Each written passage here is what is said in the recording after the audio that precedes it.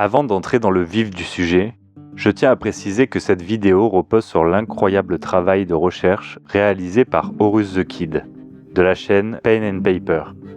C'est grâce à lui ainsi qu'à ses compositions musicales que ce contenu peut voir le jour aujourd'hui. Cette version française intègre cependant quelques précisions et ajouts pertinents, souvent issus des commentaires de la communauté sur la vidéo originale. Bienvenue à tous pour ce 4e épisode consacré à l'histoire de Degenesis. Comme promis, nous entamons aujourd'hui notre série dédiée aux maraudeurs. Et nous nous attaquons d'entrée à un morceau particulièrement vaste et fascinant. Triglav. L'homme aux 3 visages. L'oracle. C'est un sujet central, dense en révélations et essentiel pour comprendre les forces invisibles qui manipulent ce monde. Notez que je prends ici une liberté par rapport aux vidéos originales. À partir de maintenant, et lorsque le sujet le justifie, j'intégrerai une section théorie en fin d'épisode.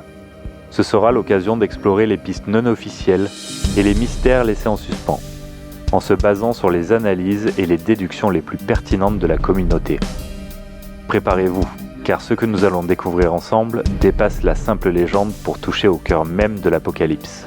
Alors installez-vous confortablement, j'espère que vous apprécierez cette plongée dans l'esprit de l'architecte du chaos.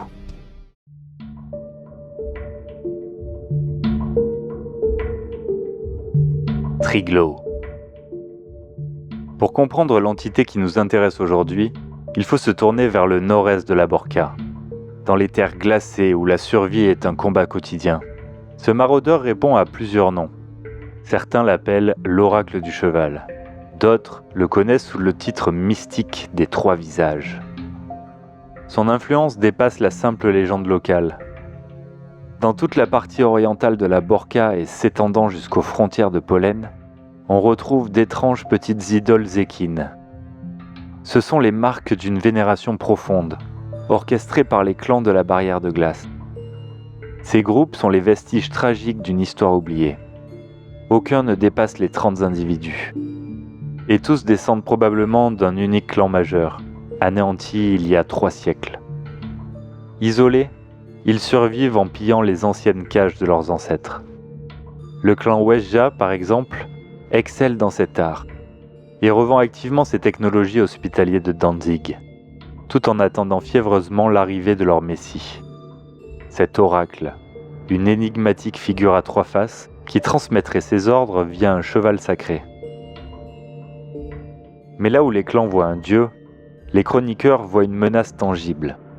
Ils ont officiellement catalogué Triglav comme un maraudeur. Et leur rapport ne laisse aucune place au doute.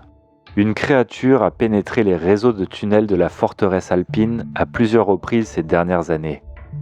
Bien qu'il n'ait été confirmé visuellement qu'une seule fois à Laïbar, ces traces indiquent des mouvements erratiques et une connaissance inquiétante du terrain, disparaissant souvent au-delà des frontières alpines. La preuve irréfutable de sa dangerosité remonte à l'année 2587, lors de l'incident du poste d'écoute helvétique Octus. Ce qui a été officiellement classé comme une fermeture pour interférence non localisable cache en réalité une boucherie sans nom. Il n'y a pas eu de message, pas d'avertissement, juste un blackout soudain des communications suivi d'un silence de mort. La garnison entière a été retrouvée massacrée. Les corps des soldats suspendus la tête en bas au mât de transmission, retenus uniquement par leurs propres entrailles. Les Helvétiques ont étouffé l'affaire, mais quiconque accède illégalement à ce dossier classé noir ne peut rater la mention explicite du coupable, Triglav. C'est dans les Alpes slovènes, près de Laïbar, que la réalité historique se fracasse contre le mythe. Les textes anciens ne décrivent pas un simple pillard. Physiquement, cette figure est terrifiante. C'est un colosse aux épaules larges, dont la poitrine se soulève avec une régularité mécanique, presque industrielle. Son visage est dissimulé derrière un masque d'acier doté d'un mécanisme rotatif, lui permettant d'alterner à volonté entre 3 visages différents. L'un de ces masques est particulièrement troublant. Il arbore des yeux en amande inclinés vers l'intérieur, un nez proéminent et des pommettes exagérément saillantes. Mais le pire est ce qui se trouve derrière. À travers les fentes de ce masque, toute trace de visage humain semble avoir disparu. Il n'y a plus que des ténèbres scintillantes. Enveloppé de couches de tissu sombre et blanc flottant autour de lui, il entrait les tunnels depuis des siècles. Les légendes vont d'ailleurs très loin. Certains récits affirment qu'il aurait fourni aux premiers Suisses les combinaisons d'amiante indispensables à la construction des ponts fondateurs. D'autres murmurent que sous ce masque se cache la dépouille sans âme d'un des premiers Helvétiques. Ou pire, qu'il serait le tout premier protecteur des Alpes. Si une seule de ces rumeurs contient une part de vérité, alors Triglaud n'est pas juste un monstre. Il est la preuve vivante que toute l'histoire de l'Helvetica est bâtie sur un mensonge.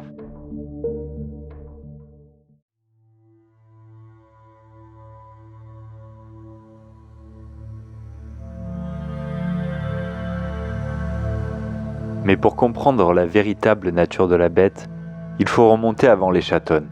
Triglaud n'est pas un monstre né du hasard. C'est un architecte de la fin du monde. Sous le masque d'acier, il y a Salim Mouchard.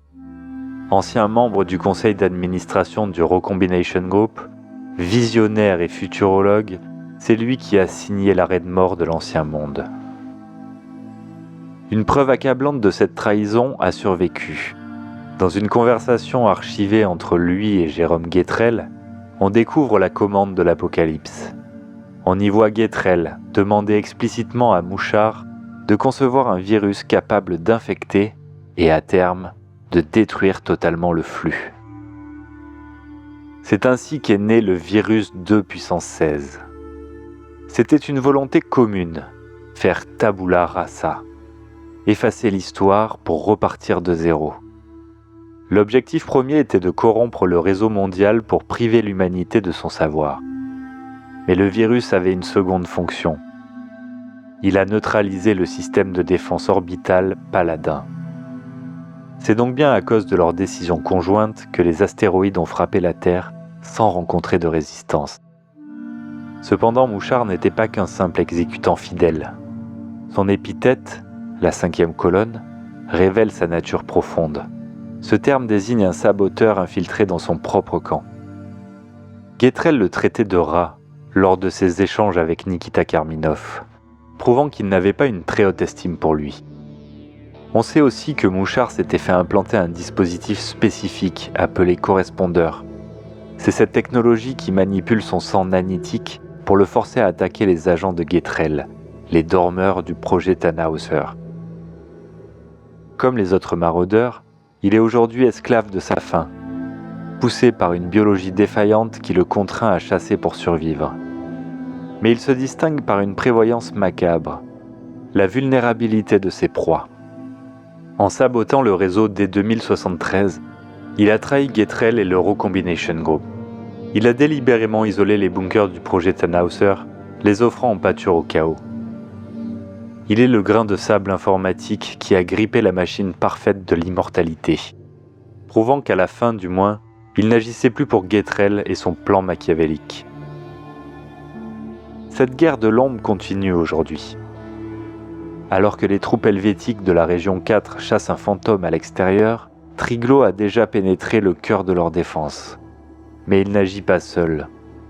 Le maraudeur a noué une alliance secrète avec tout un cercle de traîtres helvétiques au sein même de la forteresse. L'ironie est totale. L'une des figures clés de ce réseau n'est autre que l'adjudant Slabon, l'homme qui est officiellement chargé de coordonner la traque du maraudeur. C'est le chef des enquêteurs lui-même qui couvre ses traces et ouvre les portes dérobées pour permettre à Triglaud de s'échapper in extremis lors des patrouilles. Une preuve glaçante de cette infiltration existe. Le cas du dormeur nommé Jacquard. Ce dormeur fut capturé par les Helvétiques dans les ruines de Laibach et enfermé dans une cellule de haute sécurité au sein même de la forteresse. Peu après, Jacquard est mort dans sa cellule dans des circonstances mystérieuses. Lorsque les médecins ont examiné le corps, ils ont découvert d'innombrables piqûres d'épingles, comme si quelque chose avait méticuleusement extrait le sang du dormeur sous le nez des gardes. C'est la signature du vampire technologique. Mais Triglaud ne s'arrête pas à l'assassinat silencieux. L'adjudant Slabon lui ouvre les portes et permet le transfert de technologie vers sa base de Laibach. Mais pour opérer à grande échelle, il devait rendre les Helvétiques aveugles. C'est là qu'intervient son bras armé, Lucia, équipé d'un dispositif appelé le Prong. Le massacre du poste d'écoute d'Octus avait un objectif tactique clair, couper les communications de la zone pour déplacer du matériel lourd sans être repéré. Le résultat fut l'anéantissement total de la garnison, laissée dans l'état d'horreur macabre décrit précédemment, sans aucun survivant pour témoigner. Désormais retranché dans les ruines de Leibar, avec du matériel helvétique, Triglaud cache un prisonnier d'une valeur inestimable, Eidolon. C'est l'un des plus puissants psychonautes des Balkans. Triglaud le maintient captif dans un donjon technologique. Une lutte invisible se joue actuellement entre la technologie du maraudeur et le champ psychique du Douchani, qui tente par tous les moyens de briser sa cage.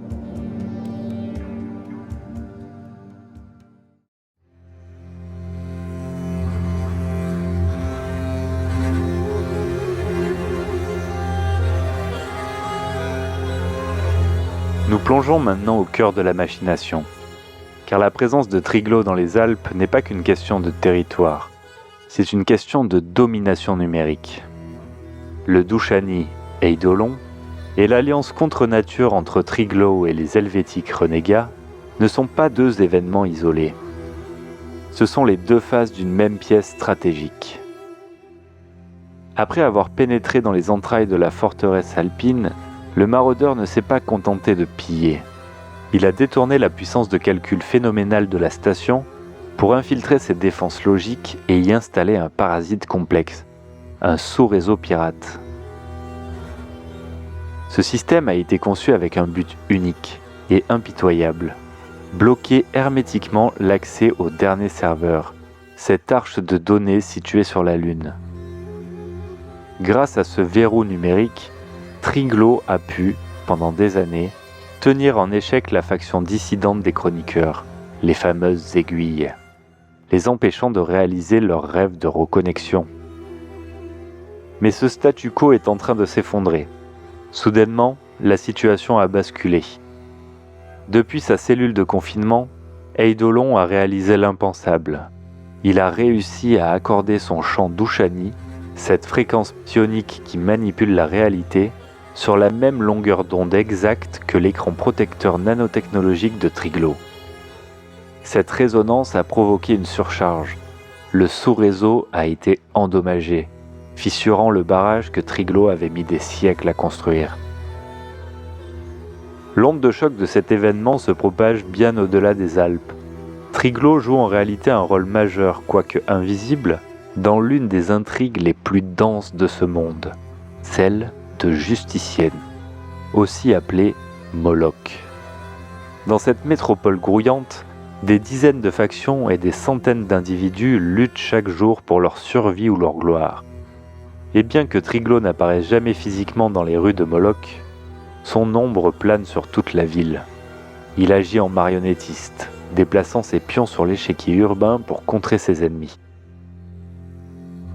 Son adversaire principal du moment sur place porte le nom de Corium, l'une des aiguilles de la Borca orientale. Elle s'est infiltrée dans Justicienne avec une mission critique: retrouver un artefact technologique appelé le Fulgure. Pour sa faction, les aiguilles, cet objet n'est pas un simple outil, c'est la clé de voûte de leur plan. Ils en ont un besoin absolu pour créer une liaison montante avec le dernier serveur, et enfin rétablir le contact avec la station spatiale de Baïkonour, réalisant ainsi leur rêve de rétablir le flux. Mais le Fulgure a déjà un propriétaire. Il est actuellement entre les mains d'Impulse, un chroniqueur de haut rang, un fragment respecté. Impulse l'a récupéré auprès d'un ferrailleur nommé Zender, et tente depuis de le dissimuler aux yeux de tous. Mais Impulse n'est pas libre. Triglaud a fait de lui son instrument, sa voix et ses yeux dans la ville. Pour s'assurer de sa loyauté absolue, le maraudeur lui a implanté un dispositif de surveillance directement dans le larynx, lui permettant d'écouter chacune de ses paroles, chaque souffle, chaque trahison potentielle. Cette relation de maître à esclave ne date pas d'hier. Impulse semble travailler pour Triglaud depuis un certain temps déjà. Une preuve glaçante de cette allégeance nous est parvenue via des archives oubliées. Il ne s'agit pas de simple communication à distance. Impulse se serait rendu physiquement dans un mystérieux auditorium souterrain pour y faire face à son maître, scellant ainsi son pacte dans l'ombre. Là, le fragment révèle aux maraudeurs une information capitale. Un dormeur du projet Tannhäuser s'est infiltré au sein même du conseil anabaptiste de la cité cathédrale. Mais la scène prend une tournure pathétique lorsqu'Impulse supplie Triglaud de le laisser accéder à un lieu, ou peut-être un appareil, appelé l'Abaton. L'Abaton est décrit comme une chambre d'enseignement mémétique. Ce n'est pas un simple outil de lavage de cerveau. C'est là que Triglaud a révélé à Impulse les véritables plans des aiguilles et les conséquences apocalyptiques d'une connexion réussie au dernier serveur. Bien que nous ignorions la nature exacte de l'Abaton, son nom, qui signifie « le lieu sacré inaccessible », suggère une technologie de conditionnement avancée. Il ne s'agirait pas seulement de reprogrammer l'esprit, mais de transférer l'immense savoir accumulé par Triglaud au fil des siècles. C'est probablement grâce à ces révélations terrifiantes, montrant la fin de l'humanité si les aiguilles réussissaient, que Triglaud a brisé la volonté du chroniqueur pour en faire son serviteur dévoué. Mais Impulse n'est pas le seul pion de Triglaud dans cette guerre secrète. D'autres personnages servent sa cause pour arrêter les aiguilles. Lucia, l'Helvétique, est entrée à Justicienne sous la couverture idéale de mercenaires. En réalité, elle est une collaboratrice zélée du cercle de conspirateurs helvétiques dirigé par le subalterne Slabon. C'est elle, la main sanglante, qui est responsable du massacre perpétré en 2587 au poste d'écoute Octus.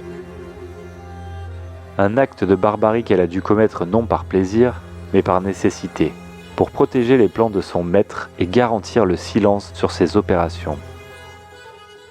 Ces renégats ont juré de soutenir le Trois-Visages par tous les moyens, car Triglaud leur a révélé la même vérité terrifiante qu'à Impulse. Les aiguilles ne sont pas des libérateurs. Si elles réussissent, elles déclencheront la phase finale du projet Tannhäuser, ramenant l'humanité au rang de simple bétail sous le joug éternel de Getrel. La traque de Lucia est technologique. Il y a quelques mois, Triglaud a attiré son attention sur une fréquence radio très particulière. Ce signal pouvait être filtré parmi le chaos des transmissions du centre-ville de Justicienne. Il présentait une anomalie. Il ne correspondait pas aux ondes sinuosidales typiques émises par le serveur central des chroniqueurs. Et pourtant, il affichait des niveaux d'amplitude comparables. Pour Lucia, le message était clair. Cela ne pouvait signifier qu'une seule chose, une aiguille opérée au cœur même du protectorat. Depuis, elle traque Corium sans relâche. Équipée du Prong, ce dispositif contenant des malwares de Triglaud, elle chasse le fantôme numérique. Pourtant, elle échoue à le localiser précisément. Le signal la conduit inlassablement, comme une moquerie, vers les quartiers géamétans de Justicienne où la trace se perd. Cependant, la machine de guerre de Triglaud a des ratés. Un autre helvétique, Gustave Bloch, joue un rôle crucial sans même le savoir. Impulse lui a confié une montre à gousset brisée. Bloch refuse obstinément de la réparer. Peut-être sent-il le danger, car s'il l'ouvrait, il découvrirait un microfilm caché contenant la liste exhaustive des collaborateurs de Triglaud parmi les Helvétiques. Cette montre est la tentative désespérée d'Impulse pour lancer une bouteille à la mer et se libérer de l'emprise de son maître. Cependant, la domination du maraudeur n'est pas absolue. Le danger rôde aussi pour lui, incarné par deux hospitaliers errant dans les rues de Justicienne. Ils ne sont pas ses pions, mais des anomalies imprévues capables de menacer son existence même. Le premier est Chevalski, un pharmacien né dans une tribu de l'est de la Borca qui vénérait l'oracle du cheval. Avant de quitter sa tribu pour rejoindre le culte des médecins, il a dérobé un médaillon sacré gravé d'une tête de cheval dans un sanctuaire. Chevalski ignore tout de la véritable nature de cet objet. Ce n'est pas un bijou, c'est en réalité un correspondeur, un dispositif de contrôle capable d'activer les nanites à l'intérieur du corps de Triglaud lui-même. C'est ce même médaillon qui hante les visions de Rother, un autre personnage tragique. Rother était un hospitalier jusqu'à ce que son unité soit attaquée par le Dushani Eidolon. Réduit en esclavage psychique par le psychonaute, il est devenu son réceptacle. Tandis qu'Eidolon est toujours prisonnier du donjon de Triglaud à Laïbar, il utilise le corps de Rother à distance, l'envoyant à Justicienne pour retrouver ce médaillon capable de contrôler ou de tuer le maraudeur. Rother rôde aujourd'hui dans les quartiers les plus misérables de la ville, dormant sous des bâches et se nourrissant d'ordures. Il ignore qui il est, comment il est arrivé là et ce qu'il cherche. Les autres habitants des bas-fonds, dégoûtés, le traitent de goule ou de nécrovore, évitant soigneusement ce spectre qui porte encore les haillons de son culte. Enfin, un dernier acteur entre en scène, le chroniqueur dissident, le Scalar Nullify. Ce membre de la secte poursuit ses propres objectifs obscurs et a choisi le maraudeur Triglaud comme ennemi personnel numéro 1. Nullify sait la vérité. Il sait que le maraudeur est le créateur du virus 2 puissance 16, qu'il considère comme le crime ultime, le principal obstacle qui empêche l'humanité d'accéder à la connaissance du passé. C'est d'ailleurs Nullify qui a informé l'aiguille Corium que le précieux Fulgur était en possession d'Impulse. On ignore si Nullify soutient réellement le plan final des aiguilles. Sa motivation semble plus viscérale.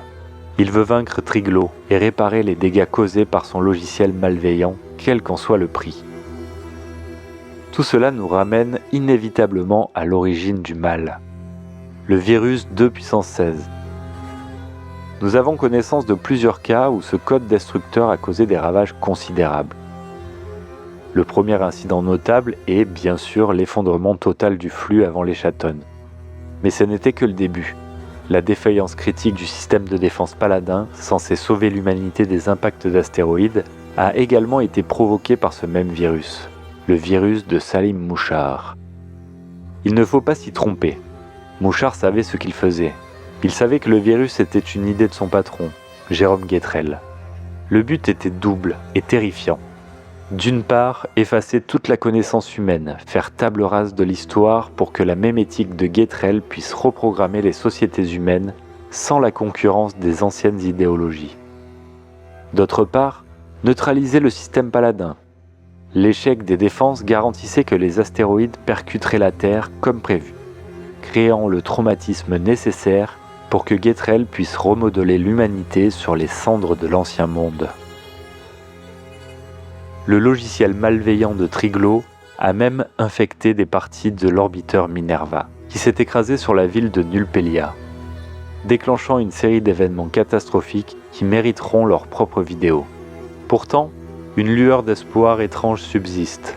La signature originelle du virus 2 puissance 16, le code source capable d'annuler ses effets, a été conservée. Elle a été cachée dans l'artefact le plus sacré et le plus improbable, la volonté de Gehamet. C'est Triglaud lui-même qui l'y a placé. C'est l'ultime espoir de l'humanité pour faire renaître le flux un jour. Le choix de cet artefact religieux comme réceptacle de la clé numérique demeure un mystère absolu. Cela soulève de nouvelles questions vertigineuses quant à la relation réelle qui unissait Triglaud, l'homme de science, et le prophète Gehamet, l'homme de foi. Au final, que veut Triglaud ? Apparemment, sa motivation première est la vengeance. Il veut se venger de Guetrel et saboter ses plans millénaires. Comme les autres maraudeurs, il est maudit. Il a très probablement traqué et saigné des agents dormeurs pour se revitaliser grâce à leur sang. Une nécessité biologique cruelle. Mais il est aussi un gardien farouche. Il s'oppose aux aiguilles et tente par tous les moyens de les empêcher de créer une liaison montante vers le dernier serveur. Pourquoi ? Parce qu'il sait ce que les autres ignorent. Le redémarrage du flux entraînerait une réaction en chaîne inarrêtable, aboutissant à l'achèvement du projet Tannhäuser et au triomphe final de son ancien maître. Triglaud est donc un monstre paradoxal. Il détruit le présent pour protéger l'avenir d'un passé qui refuse de mourir.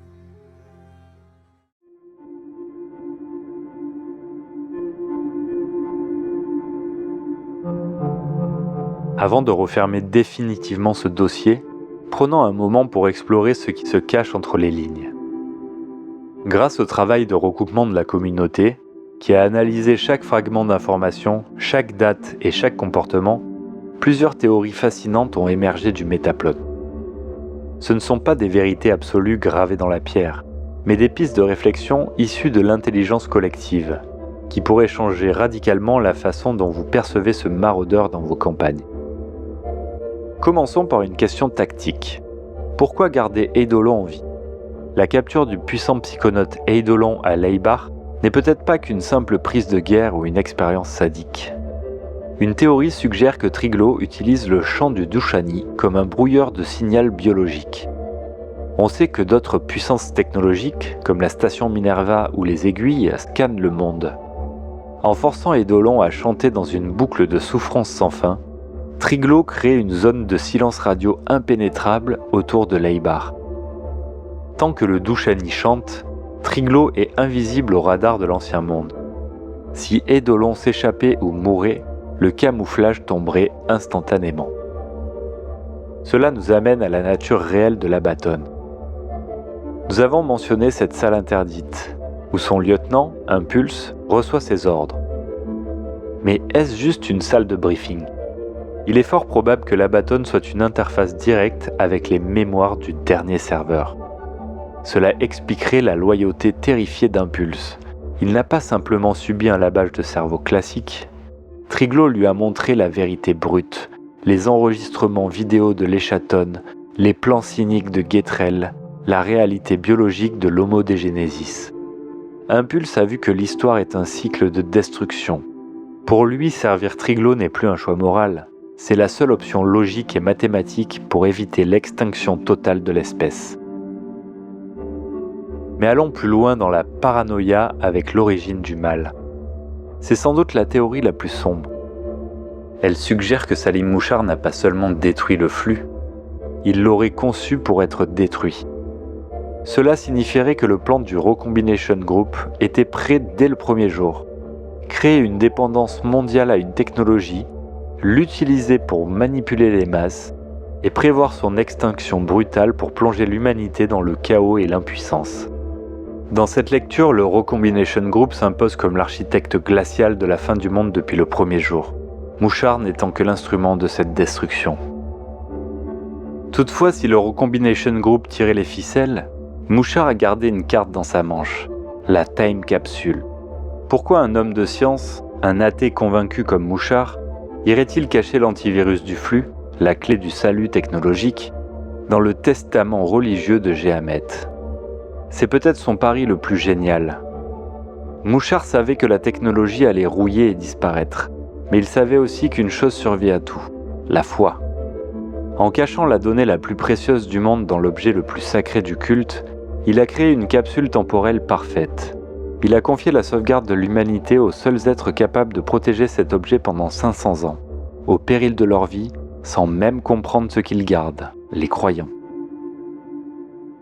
Ce qui nous laisse avec la dernière théorie, le gardien nécessaire. Triglav est-il vraiment le méchant de cette histoire ? Oui, c'est un meurtrier, un tyran et un monstre, mais regardez qui il frappe. Ses actions ciblent spécifiquement les aiguilles, les chroniqueurs renégats, et le projet Tannhäuser, les dormeurs. En traquant ses agents et en empêchant le réveil massif des dormeurs, il empêche concrètement Jérôme Getrel de reprendre le contrôle de la planète. D'une certaine manière, Triglav serait le gardien de prison autonome, celui qui s'assure que les vieux démons du passé restent enfermés dans leur bunker, quitte à massacrer tous ceux qui s'approchent trop près de la serrure. Voilà qui conclut notre dossier sur Triglav, l'oracle aux 3 visages. Qu'il soit un gardien incompris, un monstre paranoïaque ou l'architecte de la chute, il reste l'une des figures les plus tragiques de Dégénésis. À vous désormais de décider quelle version de la vérité vous voulez croire, et surtout, laquelle vos joueurs devront affronter. Pour le prochain épisode, nous quitterons les sommets enneigés. Nous partirons sur les traces de celle qui a conçu la fuite vers les étoiles, mais qui est restée piégée ici-bas, Aspera. N'oubliez pas que l'histoire est écrite par les vainqueurs, mais que la vérité se cache souvent dans le bruit statique. Restez vivants et à très bientôt.